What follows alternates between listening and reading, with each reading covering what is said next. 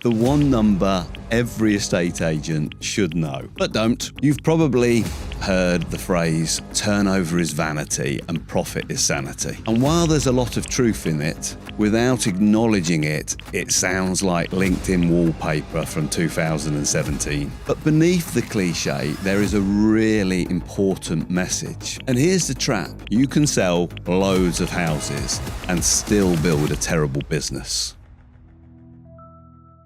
So this one is video number 3, the one number every estate agent should know, but most don't. The one number every estate agent should know, but don't. You've probably heard the phrase, turnover is vanity and profit is sanity. And while there's a lot of truth in it, without acknowledging it, it sounds like LinkedIn wallpaper from 2017. But beneath the cliche, there is a really important message. I actually think there's an even more important number, profit per instruction, because that number tells you the truth about your business. One of the things that genuinely staggers me in a estate agency is how many businesses don't know their numbers.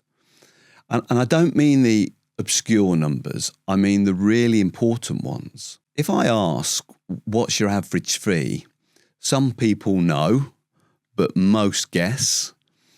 If I ask, how many instructions are you doing? Some people know, and a few get pretty close. But then I ask, what's the average profit per instruction? And suddenly the room goes quiet. And this matters because profit per instruction might be the single best measure of how healthy your business really is. It captures everything. It captures your fee levels, your costs, your efficiencies, your conversion rates, your structure, your staffing, your marketing, all in one number. And calculating it is actually pretty simple. Take a period of time, could be a quarter, 6 months or a year, then work out how many instructions you took and how much profit the business made during the same period. Then divide the profit by the number of instructions, and that gives you profit per instruction. Now, is it perfect? No, but that's not really the point. The point is consistency. As long as you calculate it the same way every time, it becomes an indicator. And indicators create trends, and trends tell you whether the business is actually improving or not. And here's the trap. You can sell loads of houses and still build a terrible business. You can have market share, you can have turnover, you can have a really busy office and still make very little money. In fact, some of the busiest businesses I've ever seen were some of the least healthy because activity and productivity are not the same thing. An estate agency has this strange habit of rewarding chaos. People wear stress like a badge of honor. We're so busy, phones ringing, deals everywhere, everyone running around, and everybody thinks that means success. But sometimes it just means inefficiency. Let me give you a simple example. If you increase your fees by 25%, you increase your revenue by 25%. Now, that's already significant, but here's the really important bit. That usually more than doubles your profit. Same number of instructions, same team, same office, but dramatically more profit. Why low fees are dangerous, and this is why low fees are so dangerous, because people think it's only 0.25%, but commercially it changes everything. Here's the thing, you can't just decide to charge more. You have to create more value. I think this is really important. The purpose of a business isn't profit. The purpose of a business is to provide value. If you focus purely on profit, people feel it. But if you focus relentlessly on value, profit follows. And profit matters because profit creates cash flow. And cash flow is like oxygen in a business. You only really notice it when you're running out of it. Take staffing as an example. Now, there's no perfect number. There's no magic formula. But personally, I used to target staff costs at around 30% of turnover. And what that number really gives you is an indication.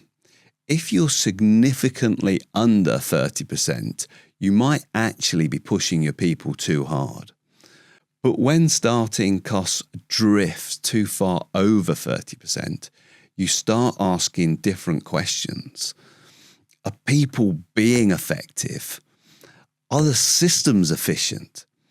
Is complexity creeping in? Are we carrying roles that aren't genuinely improving our output? And the dangerous thing with this stuff is it rarely happens overnight.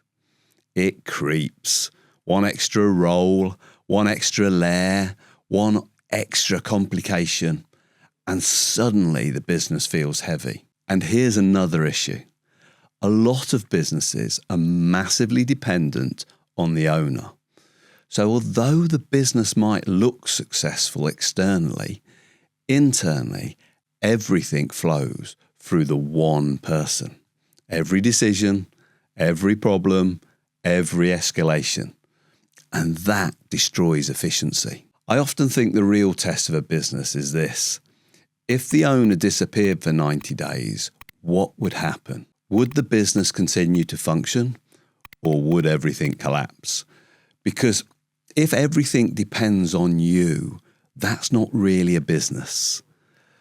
That's a job with a company logo above the door. And this is why the best businesses I've worked with are obsessed over small improvements. They review, refine, repeat relentlessly. Not because there's some magic trick, but because the compound effect of many small improvements is enormous over time. People are constantly searching for some magic answer, but usually the answer is do the basics better, more consistently, for longer. So yes, instructions matter. Turnover matters. Market share matters. But if you really want to understand the health of your business, look at your profit per instruction, because that number will tell you far more than ego ever will. And sometimes the businesses that look the busiest are actually the ones in most trouble. Just like to take a moment to introduce you, he says, bashing around, to my book. So if any of this stuff is any interest, please look out for the book.